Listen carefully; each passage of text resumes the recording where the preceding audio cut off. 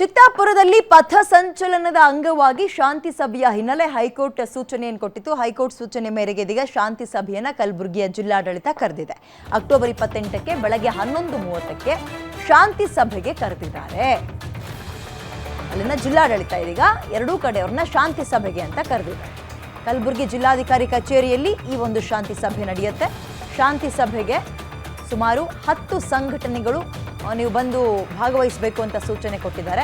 ಯಾವ 10 ಸಂಘಟನೆಗಳು ಅಂದರೆ RSS ಸೇರಿದಂತೆ, ಭೀಮ್ ಆರ್ಮಿ ಸೇರಿದಂತೆ ಯಾರೆಲ್ಲ RSS ಪಥಸಂಚಲನ ನಡೆಸ್ತಾ ಇರೋ ದಿನವೇ ನಮಗೂ ಅವಕಾಶ ಕೊಡಬೇಕು ಅಂತ ಹೋಗಿದ್ರಲ್ಲ, ಅವ್ರುಗಳನ್ನು ಕರೆದಿದ್ದಾರೆ. ಈಗ 10 ಸಂಘಟನೆಗಳಿಗೆ ಸೂಚನೆ ಕೊಟ್ಟಿದ್ದಾರೆ. RSS, ಭೀಮ್ ಆರ್ಮಿ ಸೇರಿದಂತೆ ಇನ್ನೂ 10 ಸಂಘಟನೆಗಳಿಗೆ ನೀವು ಬಂದು ಭಾಗಿಯಾಗಬೇಕು ಶಾಂತಿ ಸಭೆಯಲ್ಲಿ ಅಂತ ಹೇಳಿದ್ದಾರೆ. ಪ್ರತಿ ಸಂಘಟನೆಯಿಂದ ಒಂದು 3 ಜನ ಬನ್ನಿ. ನೀವು ಇಂಪಾರ್ಟೆಂಟ್ ಅದರ ಮುಖ್ಯಸ್ಥರು ಯಾರು ಇರ್ತೀರಿ, ನೀವು ರಾಜ್ಯಾಧ್ಯಕ್ಷರೋ ಮತ್ತೊಂದೋ ಮಗದೊಂದೋ, ನೀವುಗಳು ಬಂದು ಅಟೆಂಡ್ ಆಗಿ ಅಂತ ಹೇಳಿದ್ದಾರೆ.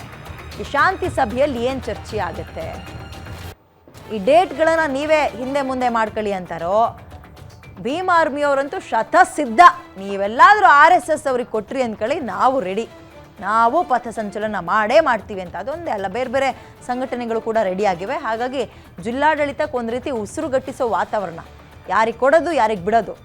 ಆಮೇಲೆ 10ಕ್ಕೂ ಹೆಚ್ಚು ಸಂಘಟನೆಗಳು ಒಟ್ಟಿಗೆ ಪಥಸಂಚಲನ ಮಾಡ್ತವೆ ಅಥವಾ ರಸ್ತೆಗಿಳಿತವೆ ಅಂದರೆ ಹುಡುಗಾಟನ, ಅವ್ರಿಗೆ ಪ್ರೊಟೆಕ್ಷನ್ ಎಲ್ಲಿಂದ ಕೊಡ್ತಾರೆ, ಎಲ್ಲಿಂದ ಪೊಲೀಸನ್ನು ಕರೆಸ್ತಾರೆ.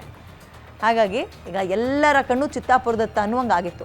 ಈ RSSನ ಪಥಸಂಚಲನ ಬರೀ ಚಿತ್ತಾಪುರಕ್ಕೆ ಮಾತ್ರ ಸೀಮಿತ ಆಗಿಲ್ಲ. ಅವರು ವಿಜಯದಶಮಿ ಸಂದರ್ಭದಲ್ಲಿ ಪ್ರತಿ ವರ್ಷವೂ ಕೂಡ ಮಾಡ್ಕೊಂಡು ಹೋಗ್ತಾರೆ.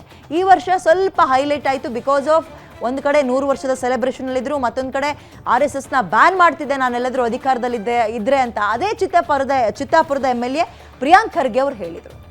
ಬ್ಯಾನ್ ಮಾಡ್ತಿದ್ದೆ ನನಗೆ ಅವಕಾಶ ಇದ್ದಿದ್ರೆ ಅಂತ. ಅದ್ರ ಬೆನ್ನಲ್ಲೇ ಅಪ್ಡೇಟ್ ಏನಾಯ್ತಪ್ಪ ಅಂತ ಹೇಳಿದ್ರೆ, ಸರ್ಕಾರಿ ಜಾಗಗಳಲ್ಲಿ ಈ RSSನವರು ಸೇರಿದಂತೆ ಬೇರೆ ಬೇರೆ ಸಂಘಟನೆಗಳು ಜಾಗವನ್ನು ಬಳಸ್ಕೋಕೂಡ್ದು ಈ ಪಥಸಂಚಲನ ಅಥವಾ ನಿಮ್ಮ ಬೇರೆ ಬೇರೆ ಆ್ಯಕ್ಟಿವಿಟಿಗೆ ಅಂತ ಹೇಳಿದರು.